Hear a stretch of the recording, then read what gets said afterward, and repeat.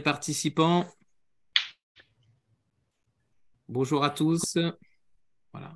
On va démarrer dans une petite minute. On va laisser le temps aux premiers participants, le temps de nous rejoindre.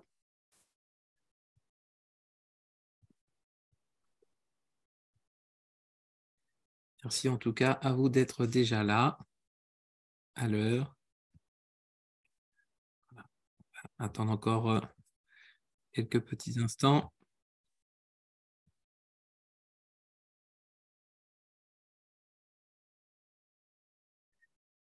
Voilà.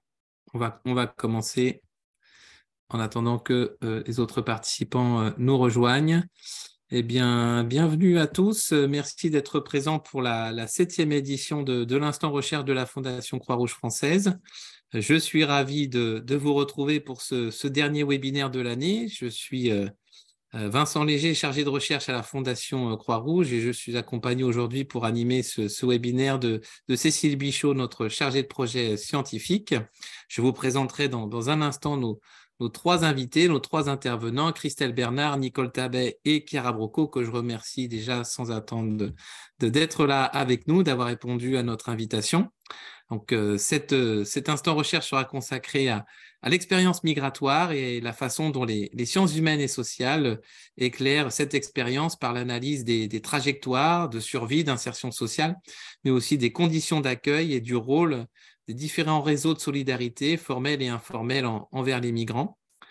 Alors, avant d'entrer dans le vif du sujet, juste quelques mots sur la Fondation Croix-Rouge française. Si vous nous connaissez déjà, et si vous connaissez l'Instant Recherche, c'est un plaisir de vous retrouver aujourd'hui et merci encore pour votre fidélité.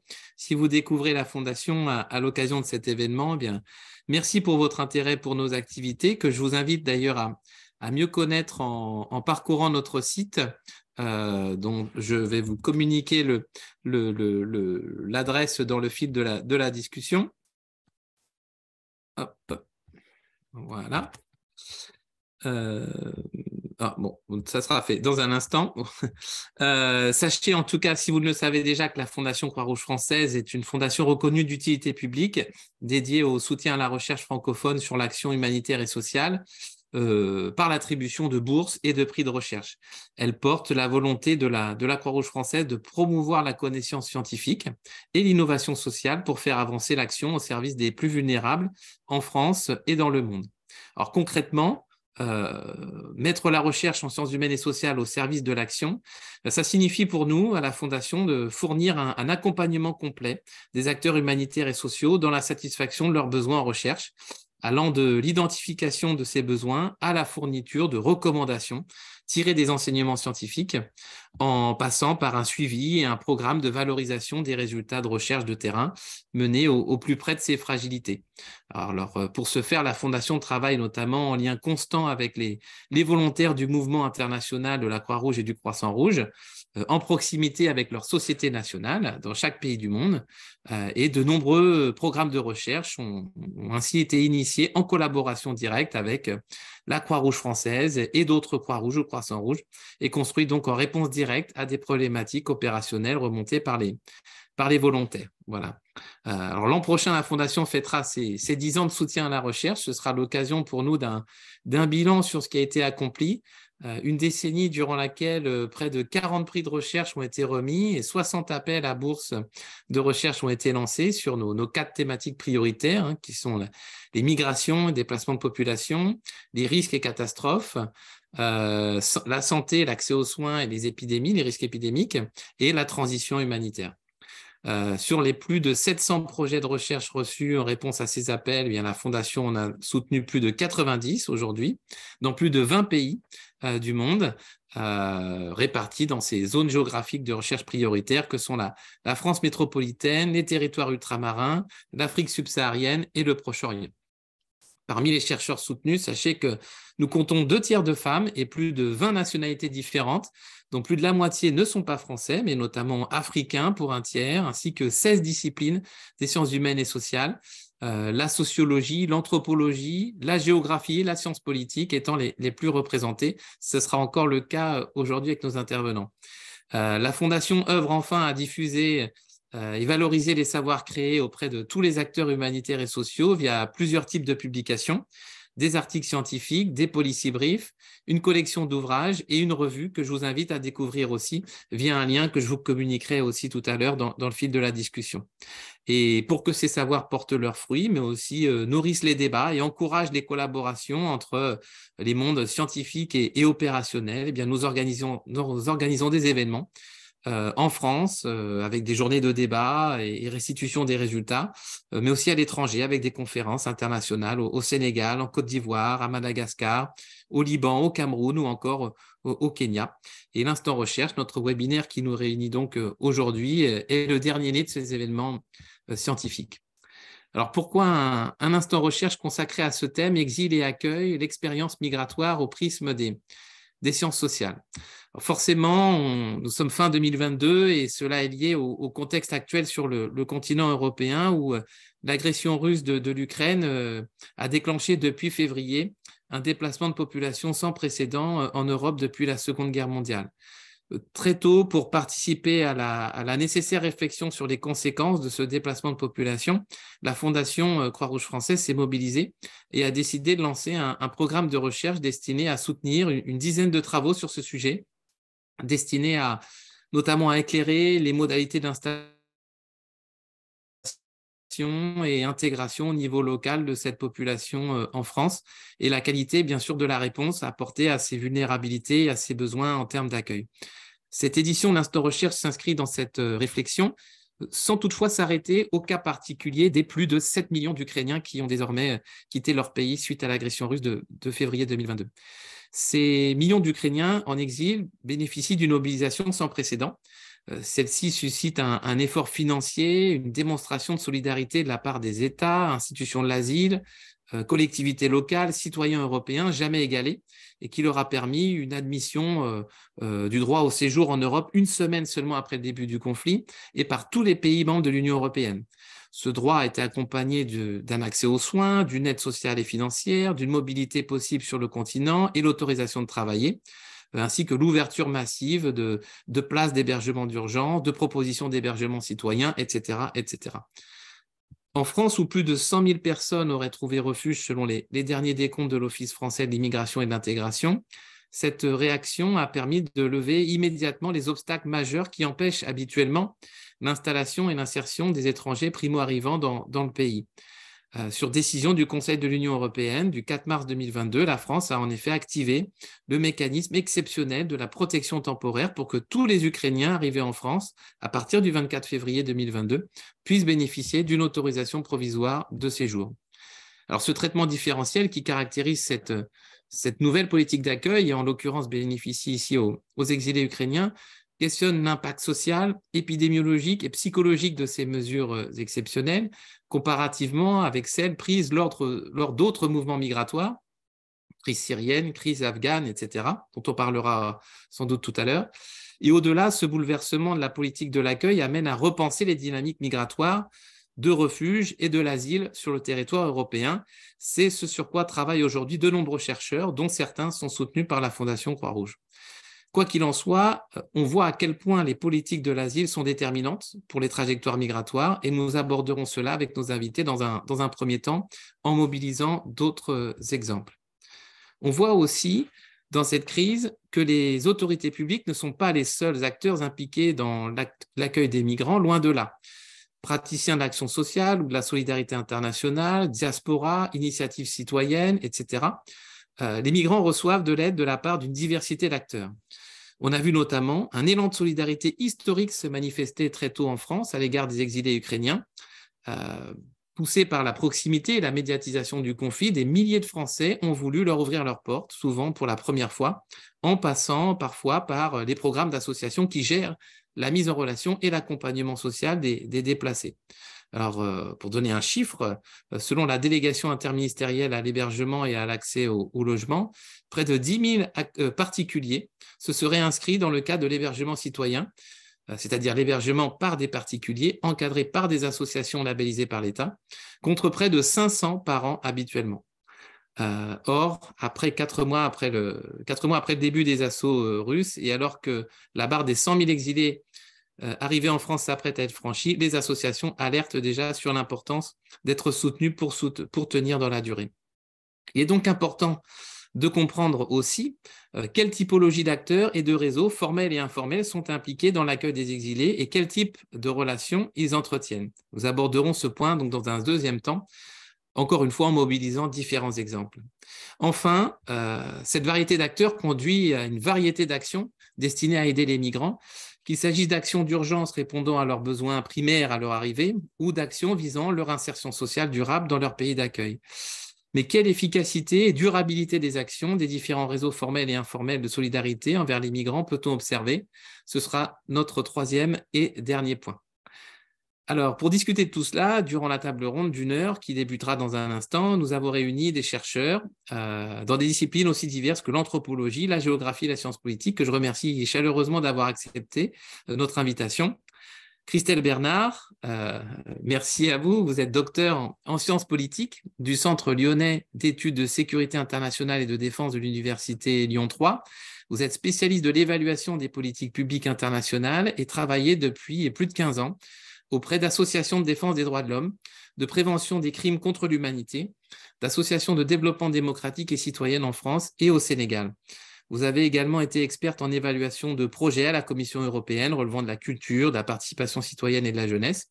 Et en 2019, vous avez été lauréate d'un appel à bourse de recherche de la Fondation qui vous a permis de mener une recherche intitulée « L'évaluation des acteurs de l'économie sociale et solidaire en France dans le soutien aux populations migrantes. Quels indicateurs, quels outils ?» Une recherche soutenue par la Fondation Crédit Coopératif. Merci encore d'être là. Nicole Tabet, vous êtes architecte et urbaniste. Vous avez obtenu une thèse en géographie et aménagement au sein du laboratoire Territoire, Ville, Environnement et Société de l'Université Lille 1. Vos travaux de recherche portent sur la dialectique de l'exclusion et de l'inclusion des camps de réfugiés dans les villes d'accueil et plus spécifiquement les camps palestiniens des villes libanaises. Vous avez également été postdoctorante à l'Université de Valence et lauréate en 2021 d'une bourse de recherche de la Fondation qui vous a permis de mener une recherche intitulée « Les aides au logement et à l'abri de l'humanitaire international, le cas des locataires réfugiés syriens dans la localité de Bar Elias au Liban ». Enfin, Chiara Brocco, depuis une quinzaine d'années, vous menez aussi des recherches sur les migrations et les conditions de vie de migrants africains en Europe, en analysant les multiples ressorts, les significations et les implications de ces expériences humaines. Vous avez travaillé plus particulièrement sur les conditions de vie des migrants ivoiriens, pour la plupart exilés, habitant dans des squats à Paris, dans la région de Naples en Italie. Vos recherches ont donné lieu à une thèse d'anthropologie soutenue en décembre 2020 à l'EHESS à Paris. Et vous avez été aussi lauréate en 2022 d'une bourse de recherche de la Fondation pour mener une recherche intitulée « Des lieux de vie informels au logement autonome, difficultés des personnes et des familles migrantes dans le parcours de l'accueil, analyse et propositions de solutions ». Il s'agit d'une recherche soutenue par la Croix-Rouge française dans le cadre de son programme Bénévolable, c'est-à-dire que le sujet de votre recherche avait été proposé par une volontaire de la Croix-Rouge française qui a posé la question et nous, on a travaillé sa question pour que une chercheuse, en l'occurrence vous, puissiez lui apporter des réponses et vous êtes en train de terminer votre recherche. Voilà. Alors, merci encore à tous d'avoir accepté notre invitation. Avant d'ouvrir la table ronde, je rappelle au public que si vous ne pouvez vous adresser oralement aux intervenants, vous pouvez leur poser des questions et faire des commentaires dans l'espace de discussion de Zoom. Cécile, notre chargée de projet scientifique, en fera une synthèse après notre heure de discussion afin de les communiquer aux intervenants durant les 20 minutes qui suivront la table ronde. Voilà. Merci encore à tous d'être là. Nous pouvons donc commencer la table ronde. Je le disais tout à l'heure, à propos de l'accueil des exilés ukrainiens en Europe, on voit à quel point les politiques de l'asile sont déterminantes pour les trajectoires migratoires. Et on sait que les sciences humaines et sociales éclairent la compréhension de cette expérience des trajectoires de survie à celle de l'insertion sociale durable selon ces conditions d'accueil. Alors, je voudrais commencer par une première question. Dans quelle mesure vos recherches respectives, menées dans des zones géographiques et à des périodes différentes, témoignent-elles de l'impact social, épidémiologique et psychologique concret des politiques de l'asile sur les migrants que vous avez étudiés. Dites-nous à quel point ce contexte-là particulier a été important pour vous de prendre en compte pour comprendre les expériences migratoires des populations étudiées. Peut-être que je vais commencer par vous, Nicole, avec le cas très particulier du Liban, si vous voulez bien. Merci Vincent et merci à tous ceux qui sont venus nous écouter aujourd'hui. Alors pour répondre à cette question de comment les sciences humaines et les outils méthodologiques des sciences humaines et sociales m'a permis d'explorer mon terrain et de comprendre la situation, l'impact des politiques d'asile au Liban. Donc moi j'ai fait une recherche en géographie menée auprès des ménages syriens installés au Liban suite à la guerre syrienne de 2011. Cela m'a permis de comprendre les conditions physiques, mais pas seulement physiques, mais aussi conditions sociales dans lesquelles les réfugiés, ces ménages vivent et les différents degrés d'inclusion, que ce soit professionnelle ou sociale, dans la communauté d'accueil.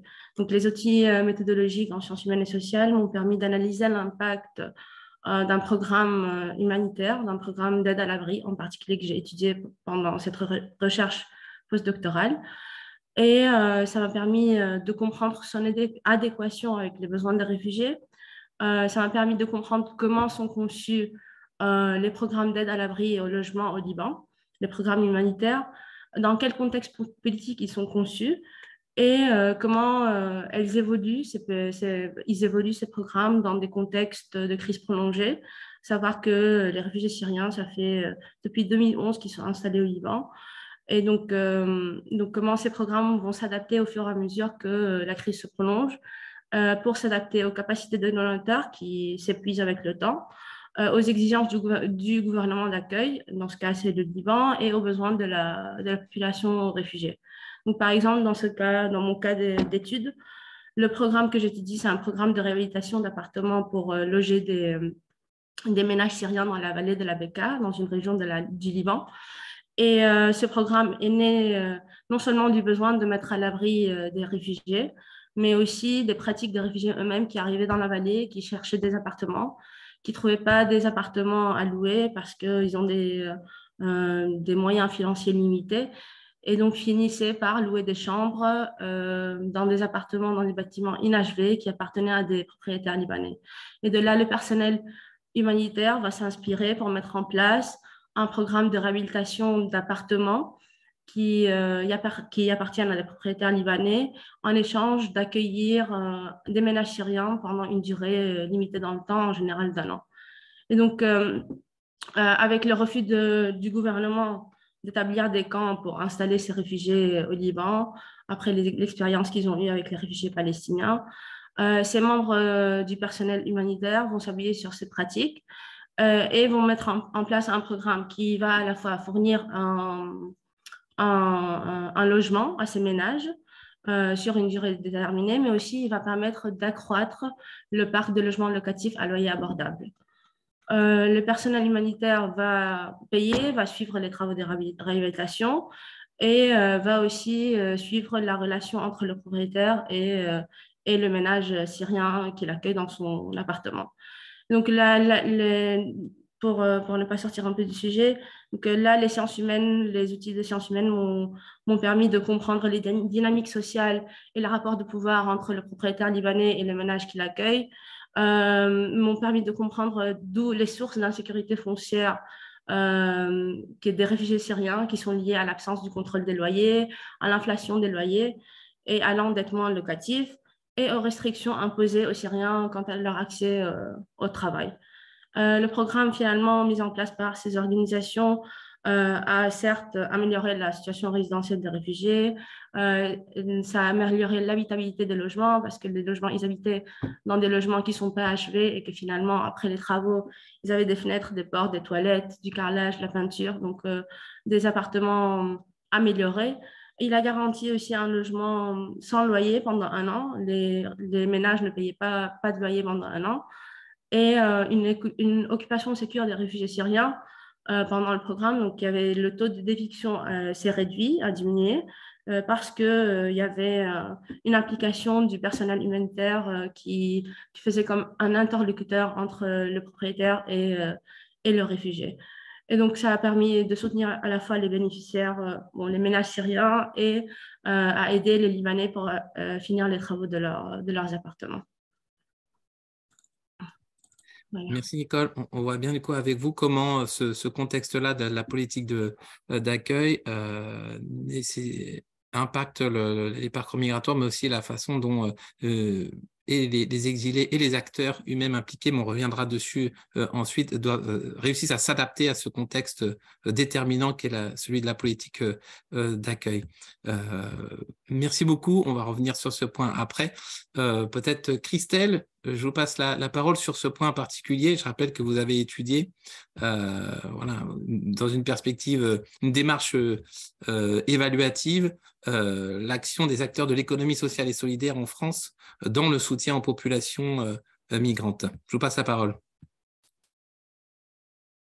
Ah, votre micro est coupé, Christelle. Oui, bonjour à tous et puis merci de me donner la parole et de me permettre cet échange avec d'autres chercheurs. Et merci aussi à la Fondation Croix-Rouge pour l'organisation de ces temps d'échange. Donc effectivement, moi j'ai un prisme particulier et je travaille principalement sur les évaluations des politiques publiques, ce qui me permet en fait d'avoir une approche par les acteurs et d'avoir une analyse effectivement des acteurs qui jouent un rôle dans la mise en place des politiques publiques et spécifiquement ici dans le cadre des politiques migratoires. Donc, j'ai travaillé sur deux secteurs en France, donc le secteur, deux territoires qu'on dit accueillants. Pourquoi accueillants? Parce qu'il y a des dynamiques de politique publique des collectivités, et on reviendra peut-être après sur la dynamique des acteurs à proprement parler, mais du coup, avec une dynamique citoyenne importante sur les territoires, à la fois sur Briançon, donc qui est un contexte de frontalier, donc entre l'Italie et la France, et sur un territoire un peu, on va dire, qui permet un peu plus de l'accueil à long terme des personnes migrantes. Donc, ce que moi j'ai pu, l'apport des sciences humaines permet d'avoir une réflexion à la fois sur les acteurs et effectivement sur l'impact des personnes migrantes. Moi, ce que j'ai voulu montrer dans cette recherche, c'est comment les acteurs de l'économie sociale et solidaire, les citoyens, étaient pris eux-mêmes en compte dans la mise en place des politiques publiques, quelles qu'elles soient, et également comment les personnes migrantes étaient prises en compte et quels outils ou en tout cas quel imaginaire, quelle pensée ils mettaient en place pour faire bouger l'action publique sur les territoires et quels étaient du coup les mécanismes qui permettaient une effectivité à la fois de leurs droits, mais aussi voilà, des questions d'hébergement, des questions aussi culturelles, des questions économiques, etc. Comment tout ça était mis en place.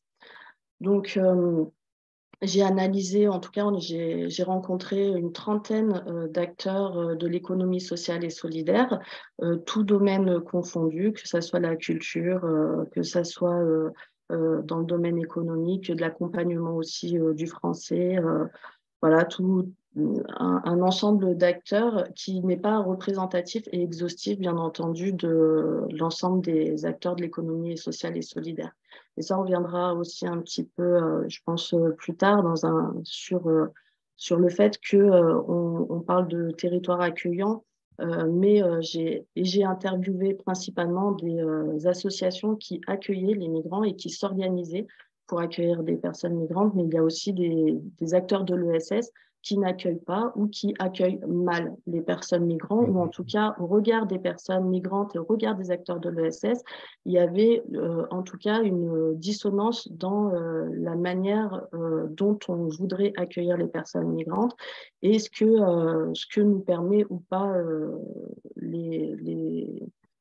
les acteurs publics ou les relations, on va dire, entre collectivités, États et les réseaux en fait institutionnels qui sont mis en place.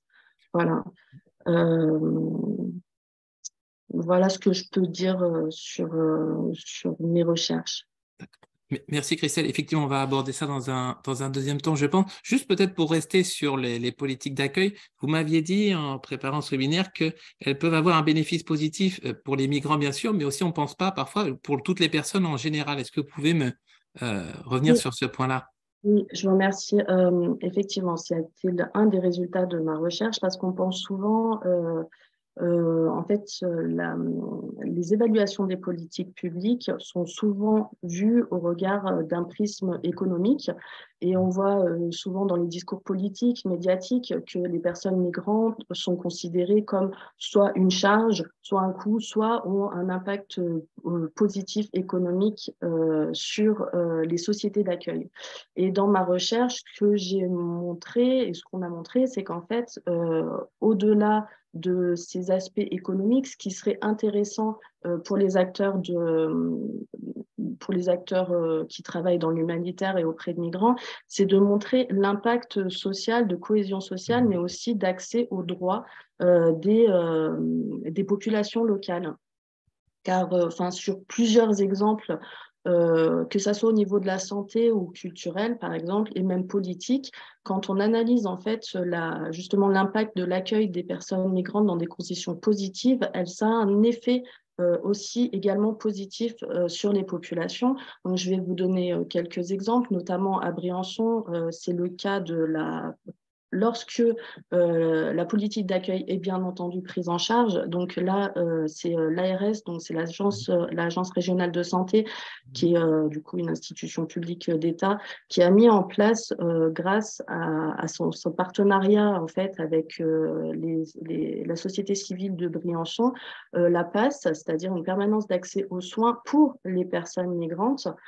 Ça a eu un accès, ça a eu un effet très bénéfique sur les saisonniers qui sont en situation précaire et pour lesquels, en fait, on a demandé depuis des années la mise en place de services de soins adaptés pour leur particularité qui n'a jamais été mis en place. L'arrivée des personnes migrantes sur le territoire briançonnais, du coup, a entraîné une mobilisation, on va dire, je dirais massive, en tout cas très importante des citoyens, et du coup avec une interaction avec on va dire le ministère de la Santé qui a permis, qui a nécessité la mise en place de la PASS. Et du coup, un effet positif sur l'ensemble des habitants. Un autre exemple que je donnerai, c'est une association culturelle qui n'avaient pas accès à Grenoble, du coup, qui a un autre contexte, qui n'avaient pas accès à des locaux pour la pratique, en fait, de leurs activités artistiques et on va dire, qui luttaient depuis des années pour avoir accès à des locaux, pratiquer, etc. Donc, dans le champ des politiques culturelles, on est dans une autre dimension. L'alliance finalement avec des personnes migrantes qui étaient en situation de mal logement et qui avaient des problèmes d'hébergement, plus on va dire la coalition avec le DAL, donc c'est l'association de droit au logement, a permis à la fois à des personnes migrantes d'accéder à un lieu de vie convenable, et à cette association culturelle d'avoir un lieu aussi adapté.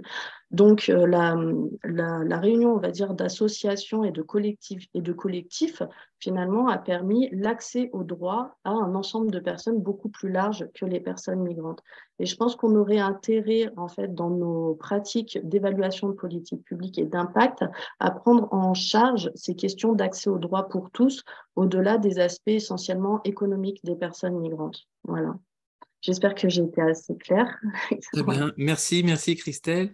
Chiara, je vous passe la parole sur ce même point, sur la façon dont vous avez tenu compte du contexte évidemment très déterminant des politiques de l'asile en France dans le cadre de votre recherche, dont l'objectif était d'étudier notamment les ressorts du refus à l'aide d'hébergement d'urgence de familles migrantes vivant en lieu de vie informel.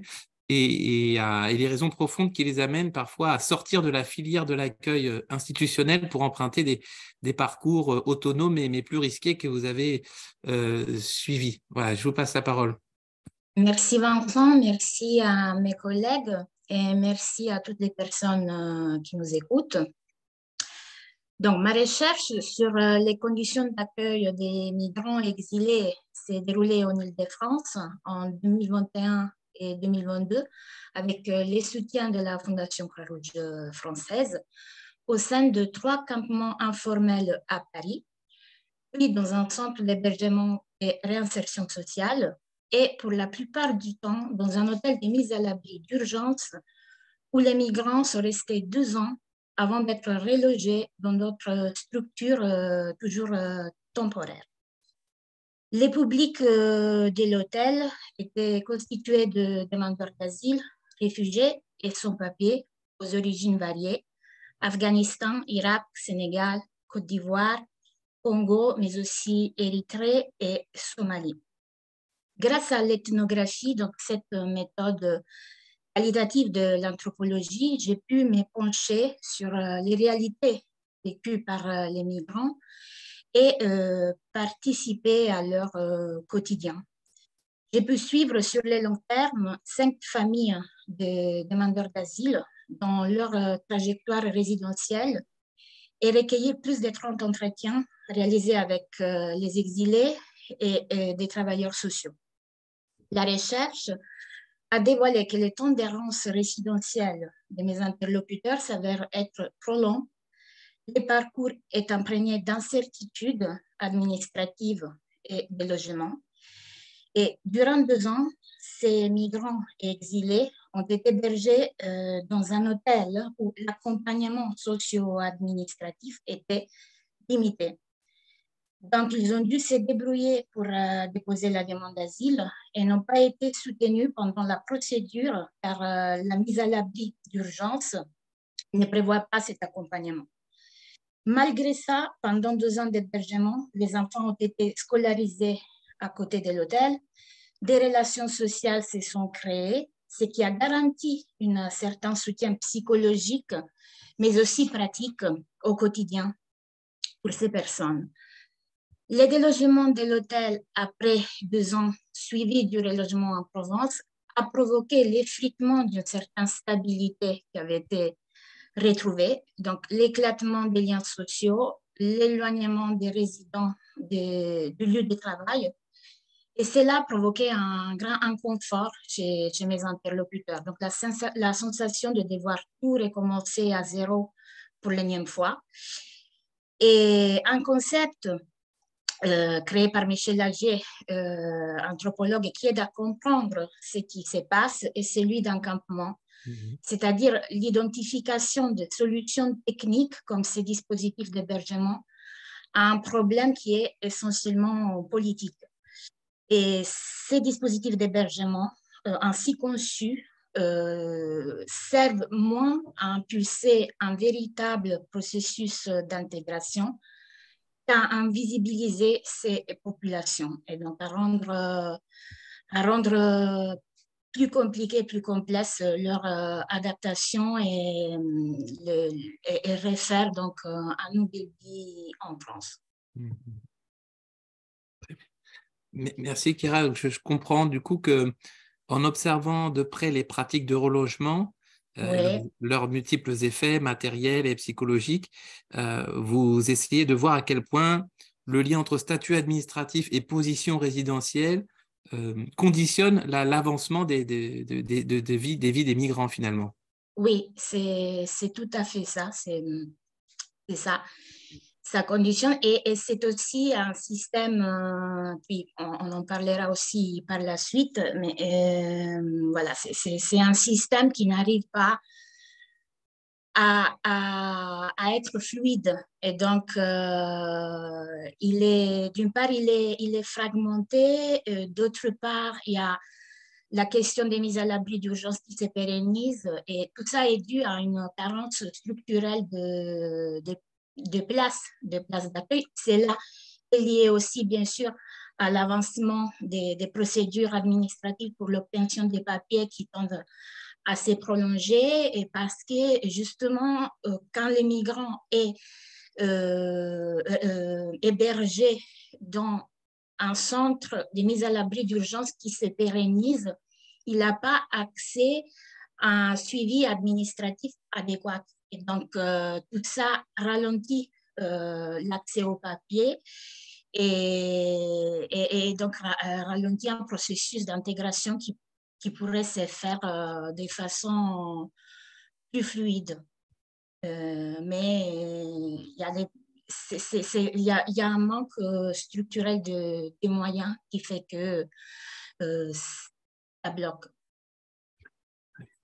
Merci. Est-ce que peut-être, avant de passer au point suivant, vous voyez, je vais peut-être poser la question à Nicole, une évolution, vous avez vu depuis la fin de votre recherche, ou une évolution importante justement des politiques d'asile. On a entendu, je crois que vous en faites part dans l'une de vos publications pour la Fondation, votre pratique humanité, d'une déclaration du chef du gouvernement libanais qui a menacé d'expulser les Syriens du Liban si la communauté internationale n'aide pas le Liban justement à faire revenir les réfugiés dans leur pays. C'était lors d'une cérémonie de l'ONU au Liban en juin 2022. Est-ce que voilà, ce contexte-là vous avez vu une évolution récente de ce contexte justement, et alors si c'est pas étudié par vous, mais en tout cas vous avez pu suivre l'impact de ces bouleversements au niveau de la politique d'asile sur justement les destins de ces exilés sur place?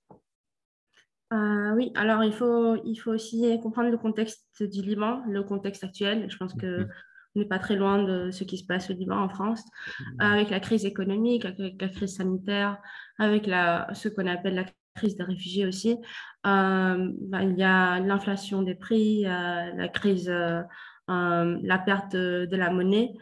Et donc tout ça fait que, et la crise des banques, on fait créer un contexte très difficile, très dur pour les Libanais, mais aussi au niveau du gouvernement, aussi l'instabilité politique au Liban, le manque d'un président actuel, a fait que, bien sûr, c'est toujours le discours des réfugiés qui doivent partir, c'est la faute aux réfugiés. Et donc, il a menacé parce que le Liban n'a plus les moyens. En tout cas, c'était pas les moyens du Liban, c'était des donations de la communauté internationale. Mais en tout cas, le Liban n'a plus la possibilité, ni les moyens, ni l'envie. Il n'a jamais eu l'envie, mais encore moins maintenant d'accueillir et de prendre en charge ces réfugiés sur son territoire. Et effectivement, le Premier ministre qui a menacé de l'expulsion, pas directement, pas d'une façon si claire, mais il a dit qu'il allait prendre des mesures très radicales si on ne trouve pas une solution à la présence des réfugiés sur le territoire libanais. Donc, en contre-réaction, on a eu, je pense que le Liban, il vient de recevoir je ne me rappelle plus du chiffre, mais je sais une donation importante pour prolonger encore les aides encore une année aux organisations humanitaires. Merci, vous m'offrez l'occasion de faire la transition avec le deuxième point. Voilà, on sait que les politiques de l'asile sont déterminantes, mais les autorités publiques ne sont pas les seuls acteurs impliqués dans l'accueil des migrants. Vous l'avez dit, il y a aussi les acteurs humanitaires, les ONG, les praticiens de l'action sociale, la solidarité internationale, les diasporas, les initiatives citoyennes. J'en parlais tout à l'heure à propos de ces citoyens français engagés dans l'hébergement d'exilés ukrainiens en France. Bref, les migrants ne reçoivent de l'aide de la part d'une diversité d'acteurs. Je voudrais du coup vous poser cette question: quelle typologie d'acteurs et de réseaux formels et informels impliqués dans l'accueil des exilés avez-vous constaté sur vos terrains d'études respectifs, et quel type de relations entre eux avez-vous constaté? La coopération, une coordination, une concurrence, une méfiance, une ignorance? Bref, de qui recevait-il de l'aide, et quel rapport ces multiples systèmes de solidarité entretenaient-ils entre eux? Je passe peut-être la parole à vous, Christelle, parce que vous touchiez du doigt tout à l'heure ce sujet. Oui, merci. Alors, je vais peut-être traiter cette question à travers 2 points. Déjà, peut-être revenir à l'internationalisation en fait, des conflits, parce que quand on parle en fait des questions ukrainiennes et du coup de cette différenciation dans l'accueil des personnes migrantes, on a dans le champ en fait de relations internationales on va dire une modification de paradigme qui me semble assez essentielle actuellement. Et ça, du coup, c'est le professeur Badi, qui est spécialiste de relations internationales, qui le traite assez bien. Il y a également Sarah Benjeloun, qui est chercheur en sciences politiques aussi, et qui a traité des questions migratoires marocaines principalement, et en fait, de l'importance des questions géostratégiques et géopolitiques de l'État dans la prise en charge des personnes migrantes, et du coup de leur instrumentalisation ou non par l'État. Donc l'État est un acteur qui va mettre en place des politiques publiques d'accueil ou freiner les politiques d'accueil, justement. Et on a avec comme résultat une instrumentalisation, une prise en charge des besoins des personnes migrantes, mais aussi, on l'a bien vu avec Chera, des populations locales qui sont, elles, à la fois accueillantes et qui ont aussi des impacts significatifs dans leur, à la fois lorsqu'elles accueillent, mais aussi lorsque on les empêche d'accueillir, ou qu'il n'y a pas de résultat, ou qu'on nuit en fait à ce processus d'accueil. Du coup, il y a aussi sur la population locale des phénomènes de lourdeur et de lien avec les politiques qui devient aussi compliqué. Donc, il y a cet aspect-là, et il y a aussi ce qu'il appelle l'intersociabilité, c'est-à-dire qu'en fait, on est dans une société internationale de plus en plus basée sur les populations et les sociétés, d'où l'importance d'avoir des évaluations et de la prise en compte des acteurs de l'ESS, et d'ailleurs leur poids de plus en plus important dans la prise en charge, en tout cas en France, des personnes migrantes, et de leur interaction avec ou les collectivités ou les États, et en tout cas avec du coup les institutions nationales, voire internationales. Nous, ce qu'on a vu, ce qu'on voit au niveau local, c'est que les acteurs de l'ESS, je dis acteurs de l'ESS, mais c'est pas forcément du coup, là, pour répondre clairement sur la typologie des acteurs, c'est qu'il y a à la fois un développement des associations informelles citoyennes, des habitants qui se structurent ou pas de manière informelle ou plus ou moins formelle, donc des petites associations, même dans les montagnes, etc., aux alentours de Grenoble, pour l'hébergement, etc. Et à Briançon, par contre, des mouvements, on va dire presque des mouvements sociaux qui sont en faveur, en tout cas, d'un accueil digne des personnes migrantes. Donc, et qui vont se structurer à la fois politiquement, mais à la fois aussi dans la mise en place de l'hébergement d'accueil d'urgence, de l'accès aux droits, et puis aussi cette notion de prise en charge de la sécurité des personnes migrantes. Donc là, ça fait un petit rebond sur ce que je disais précédemment, c'est-à-dire qu'en fait, on passe d'un paradigme de sécurité nationale où l'État et on a des discours politiques très, on va dire, de plus en plus nationalistes, centrés sur la frontière, sur la souveraineté de l'État. Et ces populations qui, du coup, sur le concept de sécurité nationale, et sur des populations qui s'occupent, elles, de la prise en charge des personnes migrantes à la frontière, et du coup de leur sécurité. C'est-à-dire qu'elles arrivent, elles sont en situation... elles arrivent en pleine nuit, elles arrivent avec des engelures, elles arrivent, il y a eu des décès aussi, et elles se confrontent aussi avec cette politique, on va dire, sécuritaire pour certaines personnes ou certaines associations guerrières. Donc, en fait, on a vraiment un dépassement des compétences des acteurs associatifs vers des compétences régaliennes de l'État. Et du coup, c'est pour ça qu'on a quelque part cette dissociation dans les visions de politique publique, enfin, comment mener des politiques publiques efficaces quand on a en fait des visions qui sont complètement opposées voilà, sur les territoires.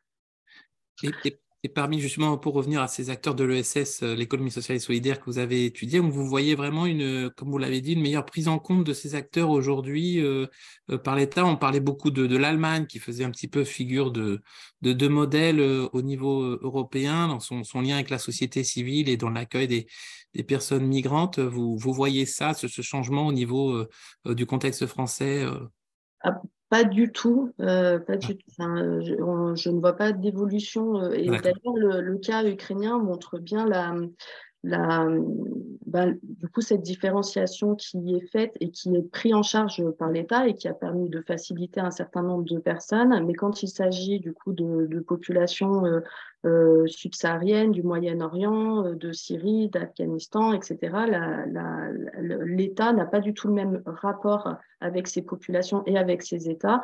Et du coup, il y a des intérêts géostratégiques et géopolitiques qui sont complètement différenciés.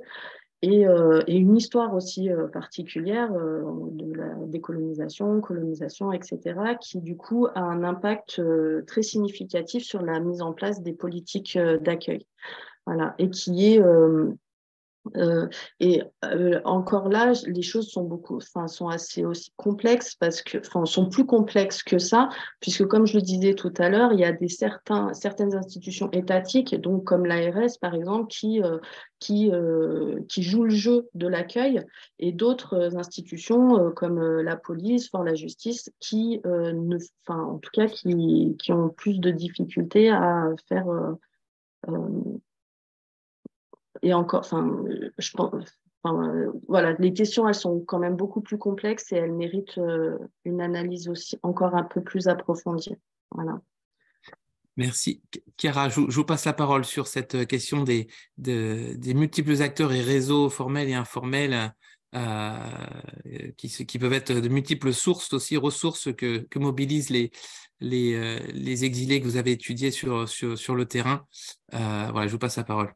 Merci, oui. Durant mon terrain, j'ai pu constater l'activité de plusieurs réseaux de solidarité aidant les migrants. Pour commencer, il y a les réseaux informels constitués par les BA et faits des proches, d'amis, des connaissances, des membres de la famille des migrants. Et ceux-ci hébergent pour un temps de quelques semaines à quelques mois les nouveaux arrivants. Ils lui donnent des conseils, des recommandations sur les démarches à suivre pour avoir les papiers, des pistes pour trouver un emploi, même non déclaré, mais très utile pour subvenir aux besoins. Et au sein de l'hôtel social, il y a aussi des réseaux de solidarité qui s'instaurent. Les liens créés entre les résidents dépendent des affinités, du partage d'intérêts communs. Et souvent, ça se fait entre personnes de la même origine, mais pas que. Et les formes de solidarité remarquées entre les résidents de l'hôtel ont été indispensables pour s'acclimater, pour créer un chez-soi, pour rendre moins pesant la vie quotidienne et alléger la souffrance morale vécue par les migrants et les exilés. Et quant à la solidarité, au réseau de solidarité formelle, l'association gérante déployait pour cet hôtel de mise à l'abri d'urgence 3 travailleurs sociaux pour 250 personnes. Ainsi, il n'était pas possible de garantir donc un accompagnement socio-administratif efficace. Et celui-ci était délégué à d'autres associations encore en ville où les migrants étaient envoyés individuellement, des associations religieuses ou laïques qui s'occupent des dons des vêtements, mais même des différents types d'accompagnement juridique, médical, scolaire. Et s'il n'y avait pas une coordination formalisée, structurée entre ces associations, j'ai pu quand même constater que grâce à leur présence, les migrants ont pu trouver des relais utiles et parfois des réponses à leurs besoins. Mais ces réseaux ne font que pallier des carences. En revanche, c'est jusque-là, je me suis référée à des associations, disons, plus institutionnelles. Au sein des campements, une aide importante est fournie par des associations dites militantes qui distribuent des tentes, des couvertures, des repas aux personnes en campé. Et en effet, entre les associations dites militantes et les autres, il y a des discordances, notamment, je dirais, sur la méthode d'action. Les premières tendent à politiser l'affaire, donc attirer l'intervention des médias pour capturer l'attention. Et les autres suivent un modèle d'action plus conforme, disons, à la politique dictée par les pouvoirs publics. Mais je ne parlerai pas vraiment d'opposition des associations militantes versus les associations institutionnelles, entre guillemets. Parce qu'en règle générale, les travailleurs sociaux, les bénévoles et toute personne qui connaissent ces contextes et ces terrains poursuivent un but qui est partagé, qui est commun, qui est celui d'améliorer les conditions de vie des migrants. Donc, c'est les méthodes qui changent un peu, mais l'objectif est vraiment le même pour tous. J'ai pu constater ça sur mes terrains et j'ai eu des entretiens aussi avec des représentants d'associations dites militantes et avec les travailleurs sociaux des associations institutionnelles. Je dirais que vraiment, ce qui est très important et ce qui prévaut, c'est vraiment les buts qui est celui effectivement de trouver des solutions d'amélioration pour les conditions de vie des exilés. Merci Chiara. Nicole, je vous passe la parole pour terminer ce point-là sur la variété des acteurs impliqués que vous avez pu observer sur le terrain. Avez-vous observé une variété d'acteurs et puis quel type de relations vous avez observé entre eux? Alors, pour le cas libanais, c'est un peu différent parce que déjà, moi, dans ma recherche, je travaillais surtout avec l'humanitaire international, donc les organisations humanitaires internationales, les agences onusiennes. Je n'ai pas eu la chance de pouvoir travailler avec des associations locales, mais en tout cas, au Liban, la réponse humanitaire à la crise syrienne est très bien, elle est structurée. Donc, on a d'abord une stratégie qui est mise en place par le ministère des Affaires sociales et qui est co-dirigée par le ministère, le PNUD, donc le PNUD et le HCR. Donc, cette stratégie, après, elle se divise en 10 secteurs, dont un des secteurs, c'est les abris, donc le secteur des abris. Et au sein de chaque secteur, il y a la présence d'un ministère. Ça dépend du secteur. Du secteur des abris, c'est un coordinateur du ministère des Affaires sociales. Mais par exemple, pour tout ce qui est assainissement, eau, c'est un coordinateur du ministère de l'énergie. Donc, ça dépend. Pour le secteur des abris, c'était un coordinateur. Et cette personne-là, ce représentant, on va dire, du ministère des Affaires sociales au sein du secteur humanitaire et d'aide à l'abri, il va veiller à ce que tout ce qui est mis en place comme programme et comme politique d'accueil soit validé ou soit en tout cas suit les directrices du gouvernement. Et veille à ce que l'intérêt de la sécurité nationale est toujours vient en premier. Et donc, par exemple, dans le cas du secteur des abris, c'était le représentant, il veillait à ce qu'il contrôlait la mise en place des programmes sur le terrain. Il avait des représentants sur le terrain. Il travaillait avec les forces de sécurité intérieure. Il travaillait avec les autorités locales. Justement pour, par exemple, interdire la mise en place des camps, pardon, ou la transformation des camps qui sont déjà installés informellement de regroupement de tentes de réfugiés syriens en quelque chose de permanent. Justement parce que le gouvernement libanais avait interdit l'installation des camps pour ne pas reprendre l'expérience des réfugiés palestiniens au Liban et la transformation des camps humanitaires de 48 en des quartiers aujourd'hui et surtout en des terrains de la résistance palestinienne. Et donc, c'est vraiment une réponse humanitaire très contrôlée par le gouvernement, très surveillée par le gouvernement. Il n'y a pas vraiment beaucoup d'espace pour l'émergence d'organisations ou d'associations un peu informelles Et même dans certains cas où j'ai pu observer quelques associations de quartier qui s'organisent pour apporter une aide aux réfugiés, ils ont finalement été absorbés par ces grandes organisations et ces agences onusiennes euh, parce que les terrains sont vraiment très, très, très surveillés. Et on peut pas, même je connais des histoires où il y a des associations qui ont ramené des pierres en parpaing pour pouvoir consolider les tentes pour éviter que le plastique vole avec le vent la nuit.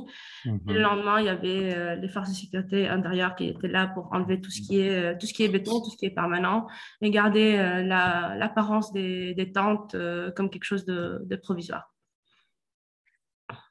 Merci Nicole. On va passer donc à notre dernier point qui découle du précédent. Donc, cette variété d'acteurs conduit fatalement à une variété d'actions aussi destinées à aider les migrants, qu'il s'agisse d'actions d'urgence répondant à leurs besoins primaires à leur arrivée ou d'actions visant plutôt à leur insertion sociale durable dans leur pays d'accueil.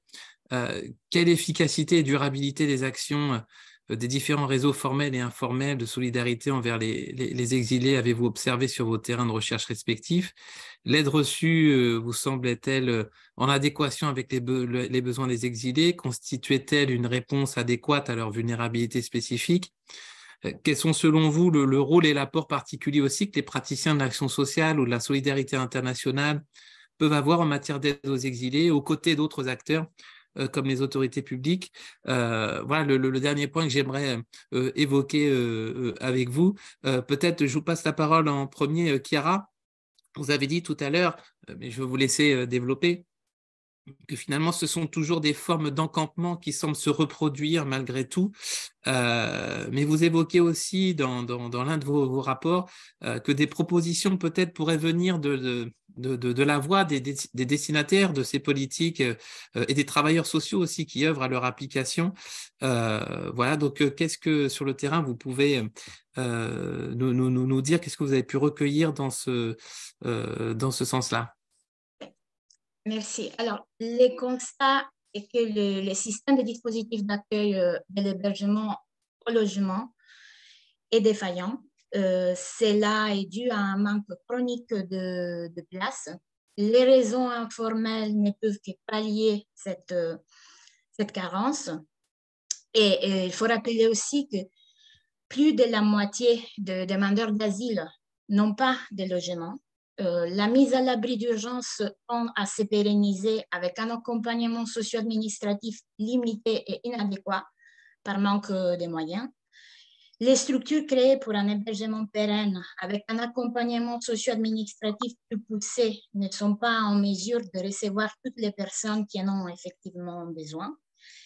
Et ce problème est partagé par toutes les associations qui revendiquent sans cesse une augmentation conséquente des structures, des places et des moyens. Dans les centres d'hébergement et réinsertion sociale que j'ai fréquentés pour mon terrain, par exemple, les usagers qui sont en général plus âgés et en condition de vulnérabilité de santé n'ont pas l'aide médicale adaptée pour traiter des maladies chroniques. Les transferts en EHPAD sont bloqués à cause de problèmes d'ordre bureaucratique et administratif. Donc, ces failles qui deviennent structurelles empêchent la durabilité du schéma de l'accueil. Et la tâche qui est déjà exécutée et en devenir, et exécutée par les praticiens, par les travailleurs sociaux, est celle donc de continuer de faire remonter ces dysfonctionnements aux autorités afin qu'en perspective, la politique d'accueil puisse être plus efficace en tenant compte de ces retours d'expérience des usagers, donc des migrants, mais je dirais également des travailleurs sociaux qui sont depuis des années sur le terrain. Et franchement, tous les travailleurs sociaux que j'ai pu interviewer et qui bossent dans différentes associations et me disent, ont observé tous la même chose et donc une dégradation dans les dernières années des conditions d'accueil et de ces systèmes qui marchent pas bien. Et du côté des politiques, on va déjà entre 2020 et 2022, on va vers l'homogénéisation, par exemple, des UDA, l'hébergement d'urgence demandeurs d'asile, et CADA, Centre d'accueil pour demandeurs d'asile. Donc, on essaie d'homogénéiser ces deux structures, mais le processus est lent et surtout, malgré l'augmentation de quelques milliers de places dans les dernières années, et leur manque demeure toujours criante et cela, c'est un constat qui est vraiment appuyé par toutes les associations qui s'occupent de l'accueil des exilés et des migrants. Donc, bien sûr, il y a des propositions à faire, il y a et tous les travailleurs sociaux disent qu'ils font remonter ces problématiques constamment aux autorités. Quelque chose commence donc à se mettre en place, mais le processus est vraiment lent. Et voilà, et puis les migrants qui vivent ces réalités et ces réels sont quand même en subissent les conséquences plus négatives. Merci, Chiara. Je redouble ma question parce que par votre démarche de recherche sur le terrain, démarche peut-être collaborative, vous permettez d'éclairer les modes opératoires de l'intervention sociale, mais vous permettez aussi peut-être aux travailleurs sociaux de mieux en prendre conscience et de pouvoir peut-être les réajuster ou les remodeler pour faire que leur acceptation, leur efficacité par les migrants en ressortent améliorée. Ça fait partie de vos espoirs peut-être. Enfin, oui, bien sûr.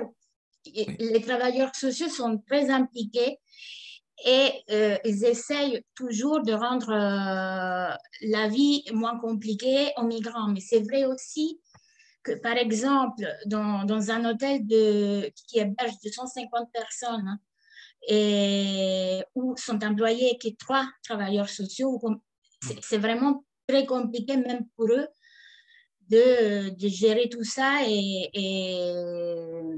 et donc voilà, ça crée aussi des frustrations chez les travailleurs sociaux. Bien sûr, ils continuent de réfléchir pour trouver des solutions et pour essayer de gérer au mieux et pour amenuiser le mécontentement. Mais c'est un travail vraiment très compliqué qui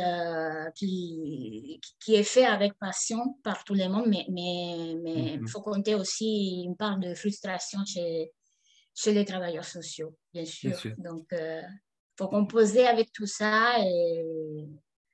Tout à fait. C'est pas facile. Et je relève aussi que par la démarche de travail de terrain, les chercheurs peuvent aussi peut-être être à l'initiative de modes d'action sociale participative aussi, qui peuvent aussi aider ces acteurs-là. Oui, bien sûr, ça c'est à saluer, mais après, il n'y a pas toutes les associations qui sont justement qui acceptent.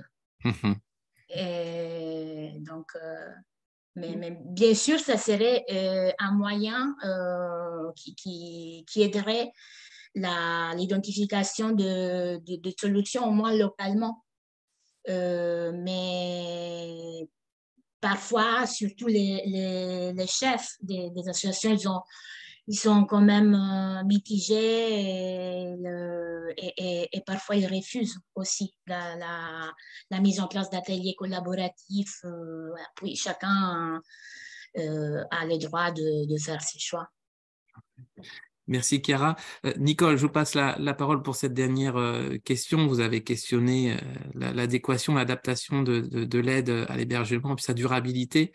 Voilà, que pouvez-vous nous dire de son efficacité, de sa durabilité, de son adéquation justement vis-à-vis des besoins des exilés syriens au Liban? Alors, bien sûr, le paysage humanitaire a beaucoup changé depuis les années 50 jusqu'à aujourd'hui. Et on assiste de plus en plus à un appel à des objectifs à plus long terme dans les aides humanitaires. Je pense par exemple aux réfugiés palestiniens au Liban et et une dépendance continue aux aides jusqu'aujourd'hui. Ça fait 70 ans, plus que 70 ans qu'ils sont là. Ils dépendent toujours de l'UNRWA, ils dépendent toujours des aides à la santé de l'UNRWA, à l'éducation. Et donc, pour contraster un peu avec le cas syrien et le cas d'études que j'ai travaillé, pardon, dans ce cas-là, avec ce programme en particulier, certes, ça a permis d'assurer un logement ou une chambre dans un logement à des ménages syriens, mais d'après mon étude, la majorité des ménages, une fois que le contrat s'est terminé, donc le contrat c'était d'1 an, renouvelable pour les cas des ménages les plus vulnérables, suivant des données des Nations Unies. Donc, une fois le contrat a expiré, la majorité des ménages ne pouvaient pas payer le nouveau loyer parce que maintenant l'appartement est achevé, il est réglé, donc le propriétaire va forcément augmenter. Dans la majorité des cas, le loyer a augmenté. Et donc, les ménages ne pouvaient pas le payer. Donc, ils étaient expulsés, ils ont dû partir parce qu'ils ne pouvaient pas payer leur loyer. Et donc, pour questionner le sujet de l'efficacité de cette aide, ils ont pu bénéficier d'une période gratuite, mais vu que d'abord, ils n'ont pas un accès au travail au Liban, un accès fiable au travail, ils n'ont pas pu avoir les ressources pour pouvoir payer un loyer. Après, une fois qui sont partis, bah, il fallait se débrouiller. Il y a plein qui revenaient dans les tentes parce qu'ils n'avaient pas les moyens de payer un appartement. Aussi, donc une fois que j'ai analysé le programme, j'ai essayé de comprendre pourquoi ça se passe comme ça, pourquoi on ne pouvait pas mettre en place un programme de 3 ans ou de 4 ans, vu qu'on savait que bon, on savait pas, mais dans la majorité des cas, dans des crises prolongées, dans des crises dans cette région, les crises se prolongent. Et donc, pourquoi on ne pouvait pas concevoir un programme de plus longue durée et après, au cas où les réfugiés rentrent chez eux, bah, on arrête le programme et c'est fini, non? Et donc, je me suis rendu compte que d'abord, il y a un déficit par rapport au financement du secteur des abris. Le secteur des abris au Liban était un des secteurs les moins financés.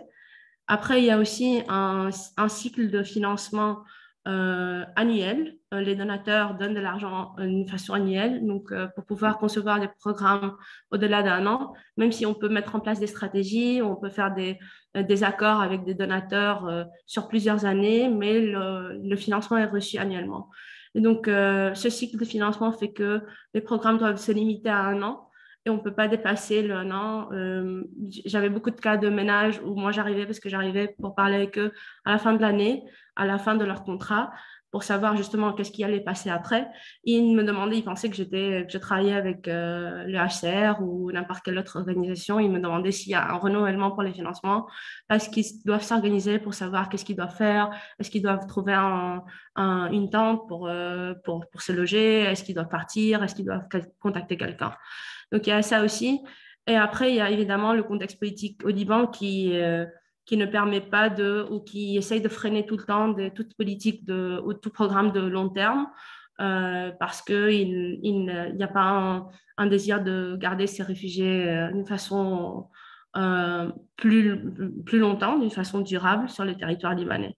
Et donc, pour conclure, je pense que le contexte libanais, c'est un peu différent de la France et de ce que je suis en train d'écouter, mais aussi, je pense que les organisations, le secteur humanitaire fait de son mieux et continue à faire de son mieux pour pouvoir plaidoyer pour des politiques et des programmes à long terme auprès des donateurs, des financements à long terme auprès des donateurs, mais aussi des programmes à long terme auprès du gouvernement d'accueil pour pouvoir justement montrer qu'il y a un intérêt tant pour les communautés d'accueil que les communautés déplacées, des réfugiés, de pouvoir réduire d'abord la dépendance aux aides, satisfaire les besoins des réfugiés et aussi renforcer la résilience de la communauté d'accueil.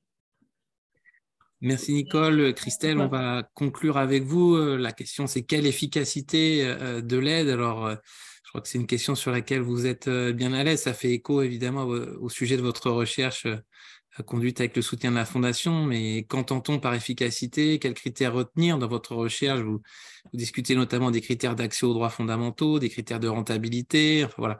Voilà. Je vous passe la parole sur ce point épineux.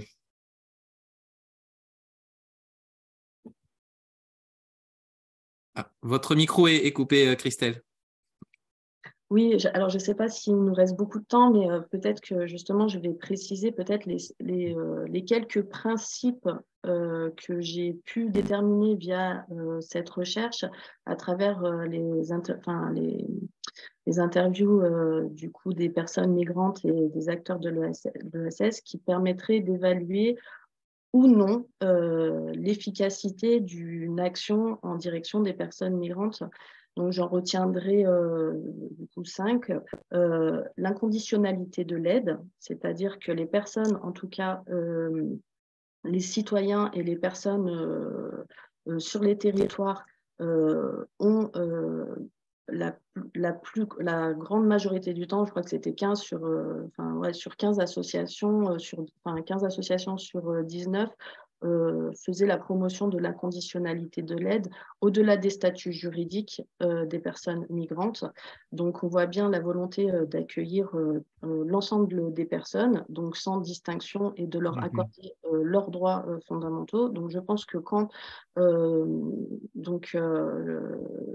ça, c'est déjà un élément, en tout cas, si on veut se rapprocher on va dire, des politiques, et moi j'appelle ça de l'influence réciproque plutôt que la co-construction de politiques publiques. Mais voilà, il y avait aussi la question de la capacité relationnelle des personnes migrantes, et notamment sur les cas de l'hébergement. Je pense que c'est fondamental, c'est-à-dire moi, j'ai vu aussi, quand j'ai interviewé par exemple une jeune maman qui était qui avait eu accès à un hébergement par l'institution étatique, mais qui avait été complètement éloignée en fait des associations d'accueil qui lui permettaient l'insertion économique, l'insertion culturelle, d'être en lien avec les personnes, d'avoir accès aux droits.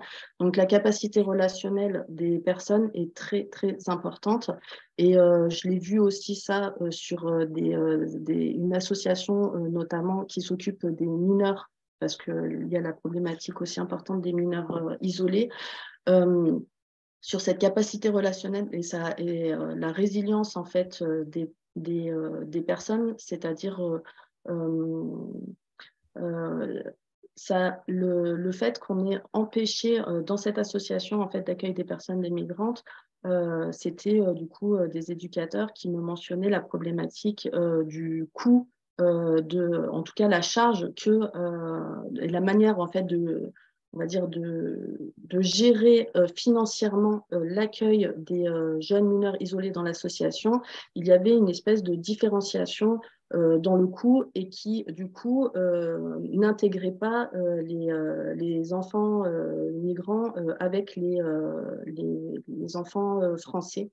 Et il y avait vraiment, en tout cas dans le sentiment des personnes, des travailleurs sociaux, un sentiment de ghettoisation et de discrimination nette de l'accueil. Donc, ces critères d'inconditionnalité et de conditionnalité n'étaient pas respectés. Cette question aussi de capacité relationnelle, d'entrer en interaction avec les Français de manière, on va dire, naturelle et en tout cas organisée, n'était pas réalisée. Le concept aussi de résilience est très important puisqu'en fait, ce qui soulevait, ce que les professionnels soulevaient, c'est que les enfants, les MNA sont déjà organisés politiquement sur Grenoble, donc il y a des associations et ils revendiquent eux-mêmes leurs droits, donc en fait ils ont une capacité de résilience à travers toute leur trajectoire migratoire qui est quand même aussi impressionnante, et en fait cette violence bureaucratique qu'on leur impose en les freinant en fait dans leur lien avec les autres, dans leur capacité d'action, etc., est un critère, en fait, est un bon critère, à mon sens, d'efficacité et et de bon accueil en fait, des personnes migrantes. Ça, c'est 3 points, à mon avis, qui sont en tout cas, si on veut évaluer son action au sein de l'association ou au sein de ces structures ou même de l'État, je pense que ces critères-là, ces 3 critères, au-delà des droits fondamentaux et des questions de sécurité qui paraissent évidentes, mais pas forcément, sont, à mon sens, essentiels. Voilà. J'espère que j'ai été claire. Ouais.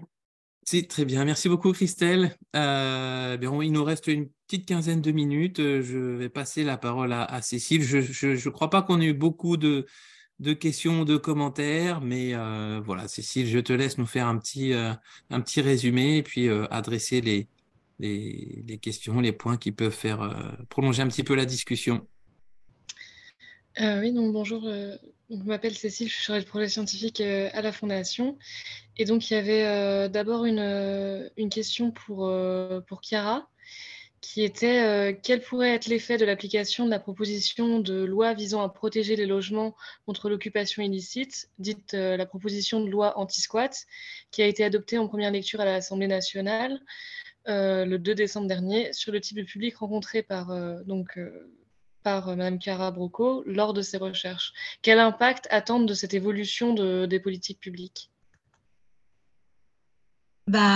Compte tenu de tout ce que j'ai décrit, même si de façon synthétique, je dirais que cette proposition de loi risque d'avoir un impact assez négatif sur les vies des migrants.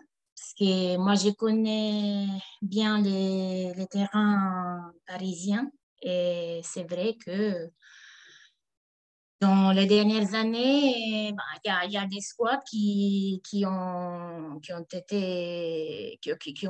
fourni un abri à des migrants et à des exilés sans logement. Donc, ce sont des solutions, bien sûr, illégales, entre guillemets, mais qui sûrement ont évité à ces personnes d'être à la rue ou d'être dans des campements informels. Et donc, qui de façon même, de façon informelle, illicite, mais ont quand même rempli une fonction qui est celle d'avoir un toit. Et d'ailleurs, c'est très intéressant ce qui se passe dans les squats parce qu'il y a aussi toute une série de micro-solidarités qui s'instaurent entre les résidents. Et je dirais que voilà, si cette loi va effectivement être approuvée, c'est un autre problème qui se rajoute à la carence de places et de logements pour les exilés. Sauf quand il y a vraiment des problèmes d'insécurité structurelle de ces immeubles.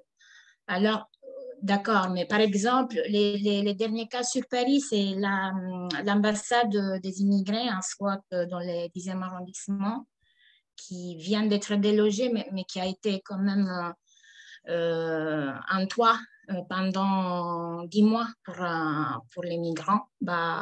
J'ai dit que voilà, les squats, même si critiquable, remplit une fonction qui, voilà, on pourrait trouver des solutions différentes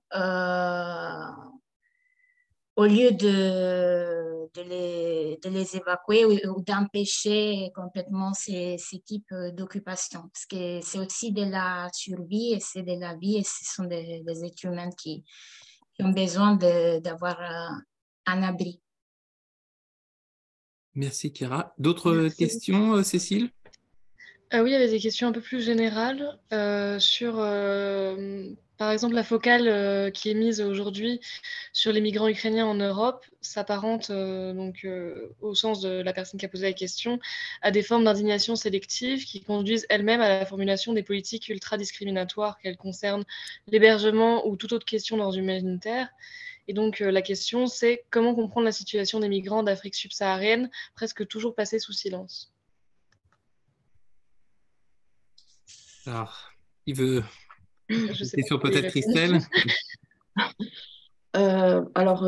Dire que les politiques migratoires subsahariennes sont passées sous silence, je ne suis pas forcément d'accord parce qu'on en parle vraiment constamment. Ça vient, la question migratoire est vraiment, on en parle dans les médias, on en parle politiquement. Les chercheurs s'organisent aussi pour avoir, en tout cas, tenter de se faire entendre sur les faits sociaux, véridiques, factuels, etc., et dépasser le cadre politique. Maintenant, il est vrai, et je le disais tout à l'heure, que ce sont des politiques, on va dire, discriminantes, hein, c'est-à-dire que, en tout cas, qui, qui sont le reflet en fait de raisons géopolitiques, géostratégiques et historiques qui sont différenciées de fait. Et, voilà, ça c'est un fait. Après, je pense que aussi les politiques publiques migratoires, elles se traitent aussi, subsahariennes, elles se traitent aussi en Afrique. Elles sont gérées aussi depuis longtemps via des organisations, des ONG, des politiques menées aussi en Afrique, etc. Mais voilà, voilà ce que si je peux avoir une réponse, c'est un fait, effectivement. Ouais.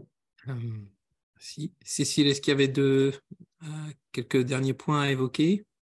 Il y avait une autre question aussi adressée à Madame Chiara Brocco, qui était sur la question de l'hébergement des demandeurs d'asile et des réfugiés semble polariser donc vos travaux.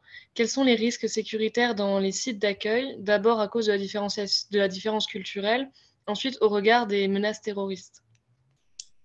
Bon, alors, quant à la différence culturelle, parfois il y a quelques incompréhensions entre un groupe et un autre, mais ce sont vraiment des faits totalement épisodiques et plus que à la différence culturelle, ces tensions sont plutôt liées aux conditions de précarité des résidents des centres d'hébergement. Donc, ce ne sont pas des conflits culturels, pas du tout. Et quant à la menace terroriste, pour ce que j'ai pu observer dans plusieurs résidences depuis 15 ans, je me sens de dire qu'il y a, y a vraiment aucune menace terroriste. Ça, c'est...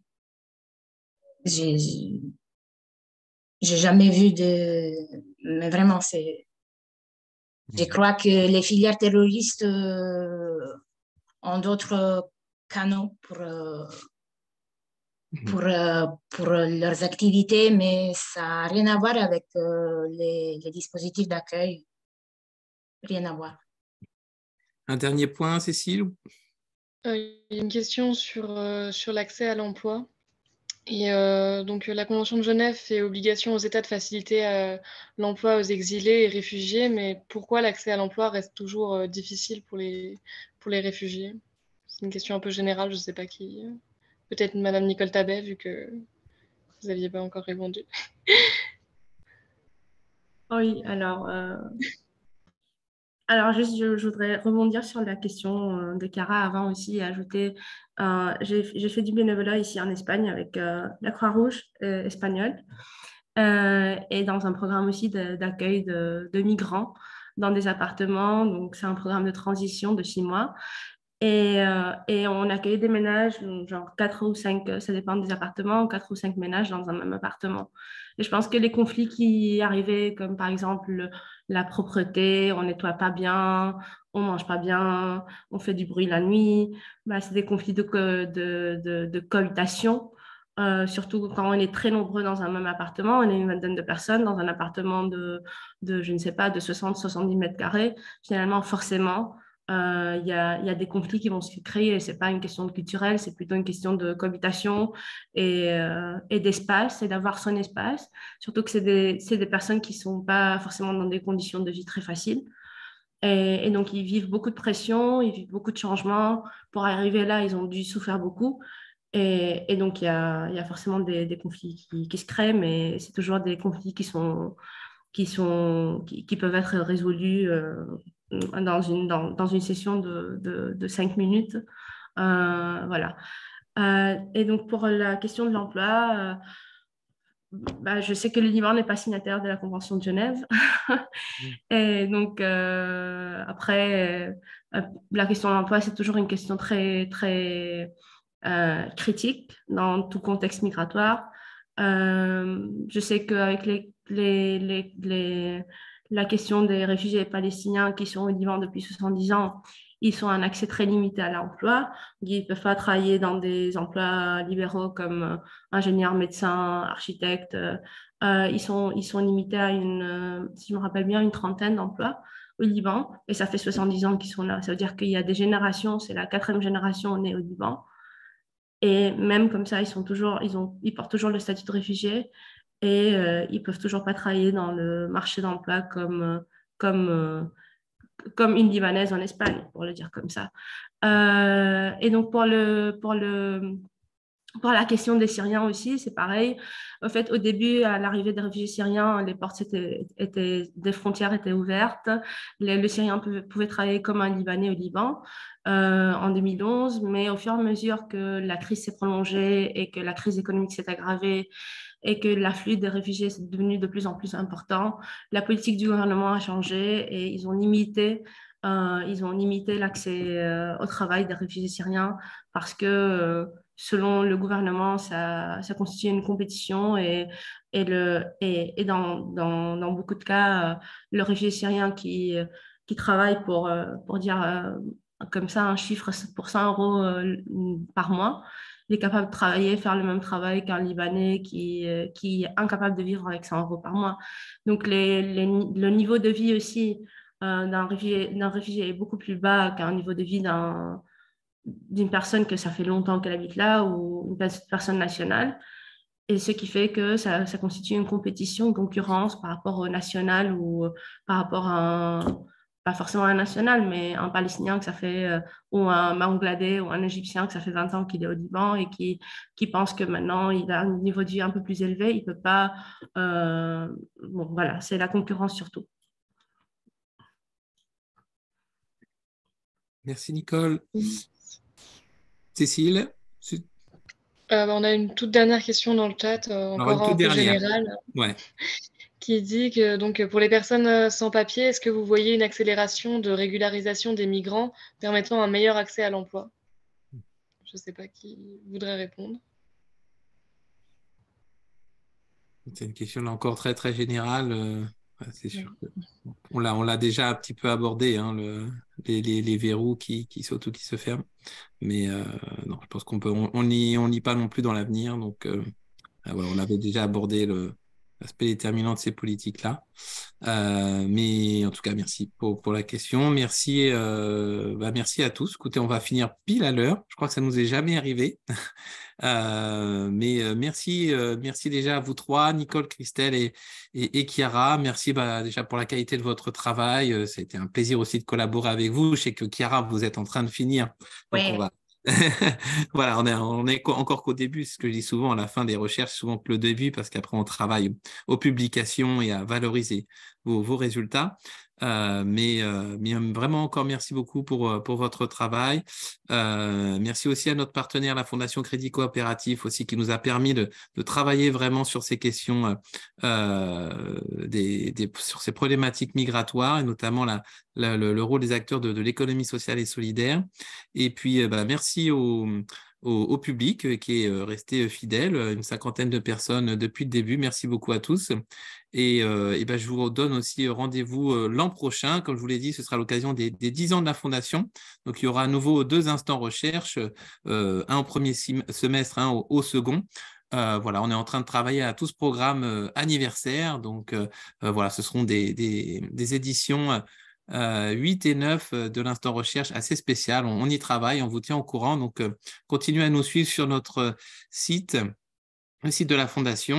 Je vous encourage, je vous invite à vous abonner à notre newsletter. C'est encore plus pratique pour vous tenir à jour de nos actualités. Et puis, je vous souhaite une bonne fin d'année, de bonnes fêtes. Et je vous dis à l'année prochaine. Merci encore à tous et à bientôt. Merci à vous. Merci. Merci. Au revoir. Au revoir. Au revoir.